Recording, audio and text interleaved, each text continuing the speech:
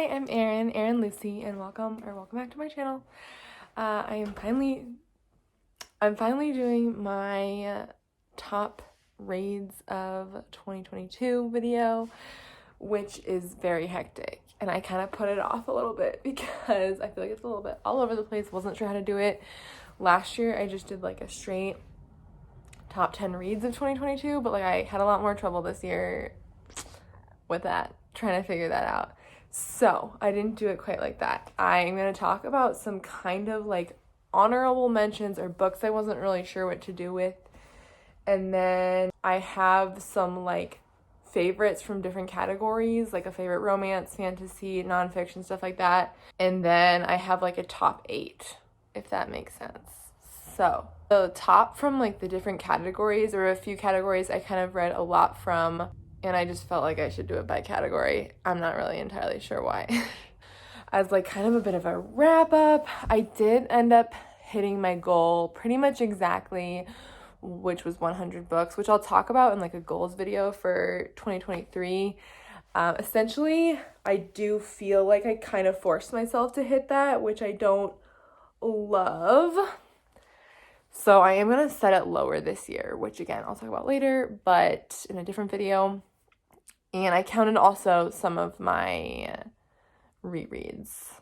Yeah, so 100 books. And I'm going to just start with talking about some books I had no idea, to be honest, like how to even rate for myself. And that is these 3. Lapvona by Atessa Moshfegh, Earthlings by Sayaka Murata, and Cursed Bunny by Bora Chung.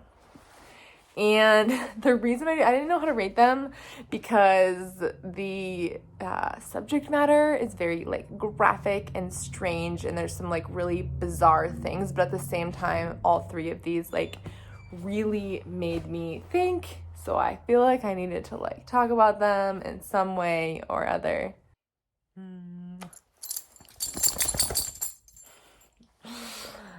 Okay, so strange books. What was I'll give like a very brief overview. Cursed Bunny is a collection of short stories, very disturbing, kind of like gruesome, like lots of bodily fluids, and just really bizarre, but also definitely made me think about things that I've never thought about before, in a good or a bad way, not really sure. Very well written though, and definitely worth reading if you think you can handle that. Earthlings by Sayaka Murata, also like incredible but so disturbing. It's about life and like conforming versus not conforming, and like choosing essentially not to conform in this book to life, to society standards, stuff like that. But there's some really disturbing and kind of effed up things that go along with that. So also just didn't know how to rate this one, but it also has made me think like terrible things that happen. There's like some bullying, and this girl is just like really treated terribly, but also chooses to do some questionable things as well. Anyway, yes, so not conforming, to society, doing things that are, not really accepted in society, essentially. Okay, and then all of these 3 for sure, trigger warnings. Always check the trigger warnings on books. The last is Lapvona, which similarly, and with all 3 of these, like it was hard to put these on my like top books because there were some things that were just so disturbing that I was like, I don't even know. Like it was just hard to categorize, hard to rate. Very similar in Lapvona. Like it doesn't make me feel good, but it definitely makes me think. Society, life, all sorts of stuff. Lapvona is this book about this village, and particularly this like boy who is disabled in the village, and like how the others in the village treat him, how he treats others. It's very similarly like there's not necessarily like good characters. Like the character is like treated terribly, but also treats other people not great. So it's like this whole very interesting thing, commentary on society. So I feel like it's really interesting and worth talking about, but also super bizarre and effed up. I thought of one more that kind of falls in this category to me, and that was The Cabinet by Eunsu Kim, which is up there. I really enjoyed that book as well, but it's also really bizarre. less like effed up and more just bizarre, but similarly in that category. And the cabinet is about this cabinet where all these like weird and slightly like mythological things, I guess, have happened, and they're all documented in this cabinet, and this guy like starts going through them and is like hired to like kind of like check up on things and like keep the cabinet. And yeah. All right, so those are some like random strange things that I wanted to talk about first. So I think I'm gonna go into the categories first, like my favorites from each of these. So for fantasy, I did read quite a bit of fantasy this year, especially fantasy romance, and there were some super fun ones, some like shout out, trying to see, some definitely my book club that I started doing with my friends were reading a lot in this category, and we read Daughter of No Worlds and Lightlark, and I really enjoyed those. I read a number of others, and actually one of my favorites as well is actually in my top 8, which I don't know why I included it in the top 8 and not this, but I guess this was like other that are not necessarily in my top 8, but like really loved or like favorite from the category. So I chose for fantasy, I chose House of Sky and Breath by Sarah J Maas. Yes, Sarah J Maas book. And I love the Crescent City series. I feel like I'm kind of in the minority here. Yes, I read ACOTAR, loved ACOTAR too. I am currently reading Throne of Glass. I'm on like book 6. Yeah, 5 or 6. And I've had a lot harder time reading Throne of Glass. I don't know why. It just hasn't like caught me as much. I think it's also just I'm like definitely moving out of my YA phase, and Throne of Glass feels very YA to me. Even the later books, I know there's some like more spicier scenes and stuff, but anyway, Sarah J Maas tangent. Crescent City, love it. I'm kind of in the minority. It's more like urban fantasy. I feel like it's a little more realistic, but still has like the fantasy side, just in terms of like the relationships feel more realistic and like how they develop. And I like the real world stuff. I like that the main character is a little bit older, has a little bit more life experience, and she kind of like is not like this like perfect chosen one necessarily. She, I don't know, like has a real life that's kind of set in the modern world, which I really liked. Anyway, so I really like the second one. Very controversial. I'm not going to give anything away and say too much. I'll say like just like the basic premise of Crescent City, which you can read without having read any of other Sarah J Maas stuff. It's essentially set in this like urban fantasy world. There's like all sorts of different creatures, and there's lots of fae, there's humans, werewolves, all sorts of stuff. And it kind of starts out as this like murder mystery. So mini spoiler for like the first 80 pages of the first book.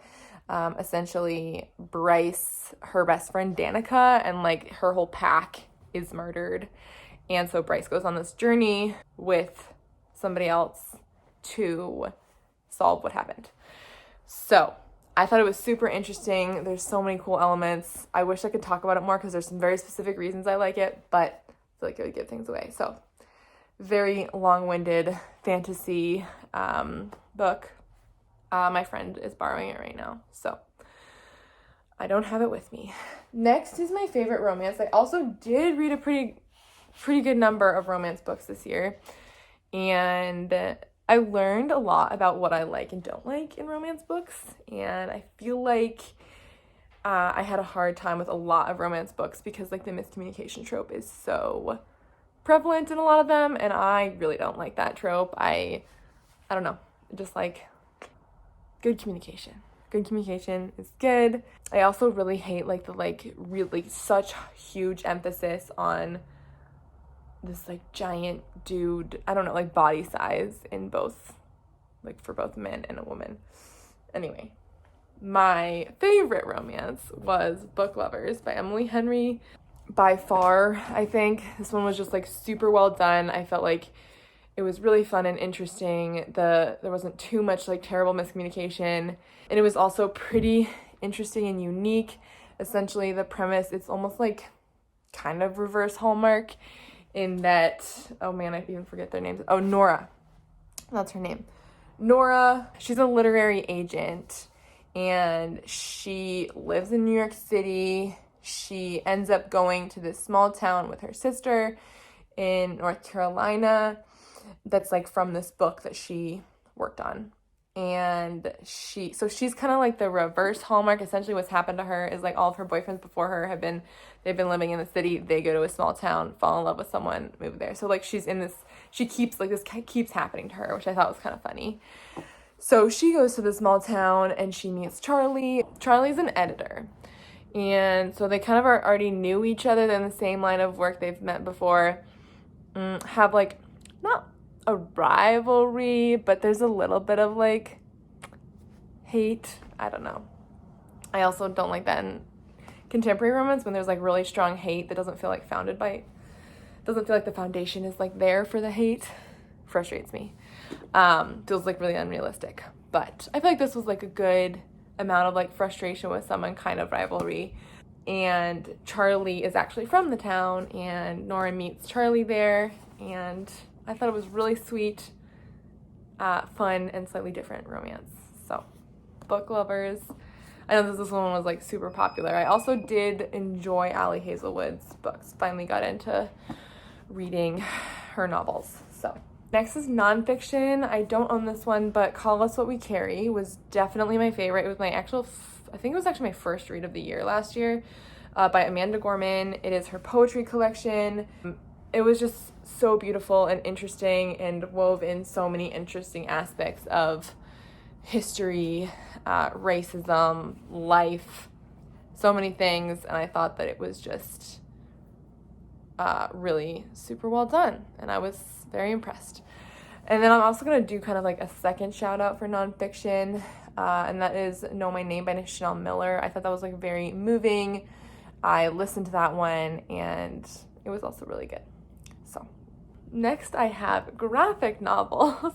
And I read quite a number of graphic novels. And my favorite was definitely On a Sunbeam by Tilly Walden. Although I will say, I don't have them over here, but Garlic and the Vampire, that series, like I started to read that. There's 2 of them out. So cute. Loved the art in that as well. But my favorite was On a Sunbeam. It's this really cute, like, slow burn romance between these 2 girls. And I thought it was so beautiful. Like, the art is just beautiful. It takes place throughout space. And so I feel like there were just so many interesting aspects of it. And I wish I knew more, want to know more about this world, because I feel like there's so many cool things. Essentially, the main character, like, she's on this team, and it switches back and forth to when she was in school and originally met the love interest. And she's like on the ship, and they go around to different places, like transforming into like a new space. It's kind of hard to describe. Like, I wish I knew more about the world, but very interesting, very cool art. So love that. And the last like category I did was like children's, which I'm not even sure this really counts as children's, because I feel like so many people of all ages can and should read this book. And that is The Boy, the Mole, the Fox, and the Horse, which I read while I was home for the holidays. And I loved it. My mom had it, so I just read her copy while we were there, but I want to get my own. It was so beautiful. I feel like you could read it again and again and again and never be sick of it. So there is that. So now, I know this is kind of confusing, just all my like recommendations, reads from last year essentially. I do have a few honorable mentions, I would say. I know it's kind of confusing that I did the top 8, but I have 3 books that I put as like honorable mentions because I don't feel like they quite made my like top books of the year, but were really good and I highly recommend reading them. One is The Marriage Portrait by Maggie O'Farrell, who also wrote Hamnet, which I'm hoping to read in 2023. And I'm not always like a huge historical fiction reader, but I really love this. It takes this like real story, or at least this story that supposedly happened. So it was the young Duchess Lucrezia de Medici, and I thought the beginning was really intriguing and interesting. They talk a lot about her mother and father, their romance, and like kind of backstory. And it takes place, or it starts off in Florence in the 1550s. And Lucrezia is married off to the Duke of Ferrara, and it is dual timeline. So essentially it is going back and forth to the time, I think it's like 2 years later, after she marries the Duke, when she thinks that he is trying to kill her. So it's all based off of this story in history. It's essentially thought that the Duke killed his wife, so poisoned her, whatever. And I looked up the history. This one was fun, I feel like, in part to like look up the history and be like very interested and excited to like learn and read more about it. And so it goes back and forth between like her lead up to like this wedding, and she wasn't even originally supposed to marry this Duke. Her older sister actually died soon, or right before. Yeah, it was like the eve of her wedding before she was supposed to marry the Duke. And of course, because like all marriages at this time, especially for the aristocrats, are supposed to be, you know, some sort of like family tie or making these connections for whatever reason. And so she ends up marrying him, and at first she's like very intrigued and thinks she could love him, and he's like kind of gives into her her world and like thinking, I guess, which she feels like is of course very like different from others at the time. She doesn't feel like her sisters, and not is like quite excited to marry and stuff like that. But she quickly learns that her husband is like hiding a lot from her and won't really talk to her about like politics or anything else that's like going on in the world. So honestly, very interesting, but it made me really upset with men in general. It gave me very like, I had the same vibes from Ariadne, which I also loved, which was a Greek mythology retelling, and similar vibes where it was like men taking advantage of women in situations, or, you know, just having so much power, like the upper hand is just like frustrating, crazy, and if you want to be angry, very angry at men, and also learn about a really interesting piece of history. And there's some like fun twists and turns that the author takes as well. Okay, so that was my first honorable mention. I feel like I need to speed myself up. Next, oh yeah, I have two more honorable mentions. First is Black Cake by Charmaine Wilkerson, which was super popular like last spring, I think. And essentially it's this very interesting story of family and like finding and learning about one's family. Essentially, Byron and Benny, their mother dies and leaves them this like audio tape of history and like her story, her mother's story. I feel like it was very beautiful. There were some very emotional moments, and I thought it was just super well done. It's also a lot to do with black cake and baking and stuff like that. So highly recommend this as well. And then the other honorable mention I have is Olga Dies Dreaming. And this one I think I also read around last spring. And this is about Olga and her brother Pedro. And Olga's a wedding designer and Pedro is a politician. And both of their story in history and kind of relationships with their family, their parents, but also growing up in New York City. And yeah, their mom is into radical like politics. So yeah, they have a lot of like history. Their parents are from Puerto Rico. So yes, I really enjoyed this as well. All right, enough of the honorable mentions. This like lead up in general is way too long, but just so many good books. I will say, and actually about all of these, but generally about the top 8, because I was going back into some of my ratings from books from the year, and I ended up choosing like my top books and even these like honorable mentions and stuff like that I like still am thinking about. So I did find that it wasn't always like the books that I like rated the highest necessarily, but like there's some on here that I think I did rate under 5 stars.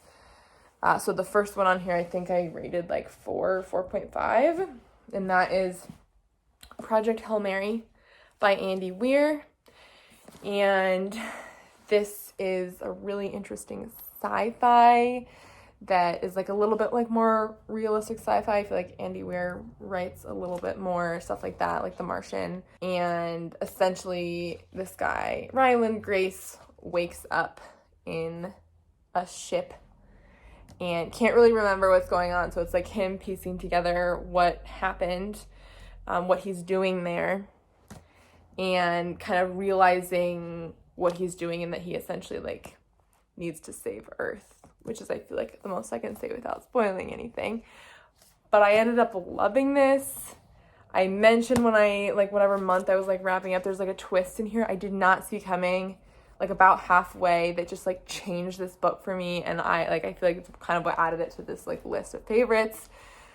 I love it. I can't say what it is because I feel like that's half the fun of it, but it is one that I've been thinking about still continuously and just like had such a fun time reading and thought it was like pretty unique and different. So next we have The Island of Missing Trees by Elif Shafak, and I thought it was just so beautiful and unexpected for me. Hadn't heard much about it going into it, so I just like was very surprised. Really liked it. It's essentially this like love story, almost like Romeo and Juliet-esque, between this Greek Cypriot and Turkish Cypriot. So they're both on the island of Cyprus, and there's a lot of rivalry and issue between the Greek and Turkish families, and of course like it's not accepted and not fine, like it's very forbidden love, and it is just beautiful. Part of it is also told from this like point of view, essentially from a tree, which I thought was like very interesting and unique, and it's definitely told throughout a pretty long span of time, and I just like thought it was so beautiful, and I really love like the tree aspect. So yes, that was The Island of Missing Trees.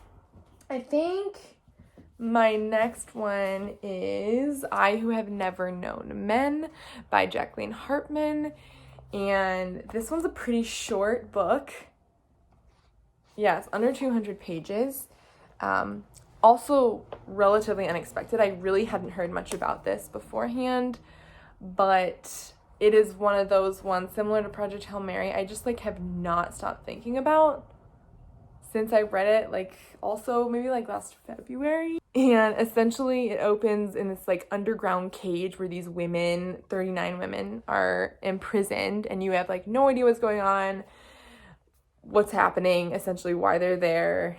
And it's all told from the point of view of this girl who's like much younger than all the rest and is essentially like grown up in this like imprisonment. And she definitely feels like an outcast and very othered by everyone, doesn't really understand like who she is or has a hard time relating. And so it takes place in this prison, and then about halfway through, I don't know if this is a spoiler. If you want to know nothing, maybe skip ahead, but I don't really feel like this is too much of a spoiler, especially like about halfway through. Everyone else disappears, like the guards and etc., and they're able to get out of the prison and go to the ground above. So their first experience, this girl's experience in the cage, and then leaving the cage. And it is just so interesting. It really makes you think. I feel like that's like the purpose of this one. I will give warning, if you want like answers, this is not a great book to read. If you need to like have everything wrapped up in a nice little bow, not the one. But it just made me think a lot, so I really enjoyed it. So that is I Who Have Never Known Men. So I'm still struggling a little bit with which one. I guess next is Legendborn by Tracy Dion, which is a fantasy. This is why I was kind of like, I chose a fantasy for the other section, but I loved Legendborn so much, and I felt like it had to be on my top books. I just felt like it was so unique, even though it is YA. Like I mentioned, kind of moving out of this YA phase, I felt like the thing that I haven't been loving about YA is the characters are just like younger in a different stage of life. Very self-centered, I feel like, and just like, which makes sense. We all went through it, like I did too, but I feel like I'm just kind of like, haven't been vibing on a lot of YA main characters, but I really liked Legendborn. I loved the main character. I thought that it was like a good balance between like being that age, but it wasn't like overdone or anything like that. So I thought that was great. And it's essentially this like King Arthur retelling. So this girl who's actually like late high school ends up going to this college. This was the one thing I didn't really understand about it, is like the transition there. like why she was like at this school technically. Like I feel like she could have just been like college age going to school. Anyway, other than that, I really loved it, and everything made a lot of sense. She goes to the school, she meets some other students there, has some like weird kind of supernatural experiences and doesn't really know like how to explain them or what's going on. She also realizes her mom, who had died, was like keeping a lot of secrets essentially. And there's been a mystery around like her mom's death and what actually really happened. And the author also brings like race into it in a really interesting way. It's a King Arthur retelling, and so it's all about this like society of people, and of course most of them are white. There's not a lot of diversity, and they're very like attached to their traditions. And our main character finds this like mentor in this like woman who used to know her mom, and there's like different types of magic going on. There's different like mysterious, like we don't really know quite entirely what's happening in the world, but clearly there's some things that are amiss. I just loved it. I loved the ending. I thought it was so good. So that is another one of my faves from last year. Bloodmark, the second one, came out in November, which I'm hoping to get. I read the first one via audiobook, so I want to read the second one via audiobook as well. So hopefully that will come in from the library pretty soon. So I have 4 left. Not really sure how to order them. I don't know. Okay, I'm just gonna go with maybe my like original order. So we have How High We Go in the Dark by Sequoia Nagamatsu. And this book came out last February, and I was so psyched. I read it, I think, right when it came out. And it is this like very epic, like spans a huge time period, essentially, story that starts off when this guy goes to the site where his daughter, who's a scientist, was working, and essentially this like plague accidentally gets released from this site in the Arctic Circle. So they essentially, like, the ice melts and there's this girl who died. This virus gets released, and it's all like the aftermath of the release of this virus. So it might be too soon for some on a COVID side, but I thought it was super interesting. There's a lot of definitely really dark and sad chapters. I feel like I cried so much in this book. It's also really interesting in that each chapter generally revolves around somebody different in like slightly different time period, but everything is linked. So it's definitely not like a short story collection, but it kind of feels like it. So that's definitely something to consider going into this one. So it starts off with this release of this plague, and then the aftermath of that, what happens, both on a really small scale. So some of the chapters are these like people individually like living their lives and like the hardship that occurs after the plague. It particularly affects children. So there's some really sad passages and stories with that, but it does like, it gets like broader and bigger. It all just like has to do with like going forward, how essentially humanity is saving itself. It does get a little sci-fi. I don't really want to spoil anything, so I'm not super sure how to talk about this, but it does span, by the end it spans like thousands of years and different planets. But I'm not gonna say anything else. And I will say, if you're looking for full sci-fi, like that's definitely only like, I feel like the last like third of it. But I really love it. I feel like I love books that like, I don't know, talk about and think about like humanity and purpose and the future, stuff like that. So this was just like so right up my alley. I really love this. These last 4 books, like any one of them honestly could have been number 1. Like this one, I almost switched with number 1, but I don't know. I just thought it was so interesting, beautiful. There's a lot of beautiful lines. A lot of them are at the end though, so I won't say any of them. Beautiful. Like I will definitely be rereading this book. Next are these 2 books go together. So my, I guess, number 2 and 3 are A Psalm for the Wild Built and A Prayer for the Crown Shy by Becky Chambers. So this year I read actually A Long Way to a Small Angry Planet, I think it's called, a number of months ago, maybe like halfway through the year. So I got introduced to Becky Chambers, really loved it. Found out she came out with A Psalm for the Wild Built, and then more recently A Prayer for the Crown Shy was released, and I read them both, absolutely loved them. I feel like similarly, like a lot of the things that I end up really loving are these books that like just really make me think about life, about humans, about our interactions, about like the future of humanity. And I feel like these also did this, that just like the last one. A Psalm for the Wild Built, I'll give a brief summary. We have this monk and Dex, and they decide they want to be a tea monk, where they like travel around brewing tea, going to different like villages and talking and like learning about these people. And so they start to go on this adventure at one point, and we're almost in this like utopian future, not on Earth essentially. So it's completely removed from like current society, but there's a lot of interesting themes that relate. And it's mentioned that there was this like robot uprising essentially, where the robots just decided they wanted to like up and leave and go into the wild. So that's like a major thing about this like futuristic world, is like the humans have separated themselves from the wild, from nature, to try to preserve it and to like let nature be wild and not impacted so much by humans, but also like humans survive and live in their world.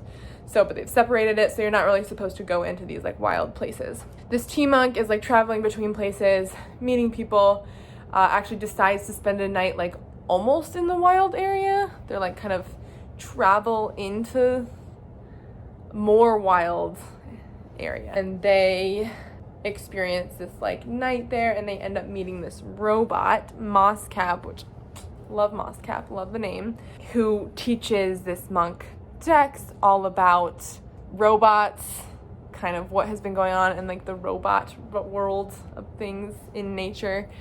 And essentially Mosscap is there to ask the question, like, what do humans need? Just interesting to think about. A Psalm for the Wild Built. And this is the second in the series, which love as well. These two, both fantastic, so worth reading, really short too, and I just really love these. So definitely some of my faves. And then last but definitely not least, this is my struggle, but my number one was On Earth We're Briefly Gorgeous, and I know I'm pretty late to reading this one. It's by Ocean Vuong, and I just was so incredibly moved by the writing in this book. I think truly like the most beautiful writing I've ever read. I don't even know how to explain it, like almost like lyrical, but also really talking about very dark and dense issues. So a lot of trigger warnings, definitely look it up. It's all about this boy, and he's like writing this letter to his mother, and his mom can't read, but it's all about his like history, family history. His family history is very rooted in Vietnam, and there's a lot to do with the war and really sad, tragic things. This one also made me cry a lot, and it's about that, his struggle with like race, class, from a really, really poor family, and also his sexuality and really just not being accepted and often in like not great situations. So On Earth We're Briefly Gorgeous, I highly recommend reading the trigger warnings for this and before you start it, because I will say this is definitely my favorite book. It was so beautiful, but I feel like you have to be in like a decent headspace because it is very sad and kind of hard to read. So ending on that note, I feel like I read so many awesome books this year.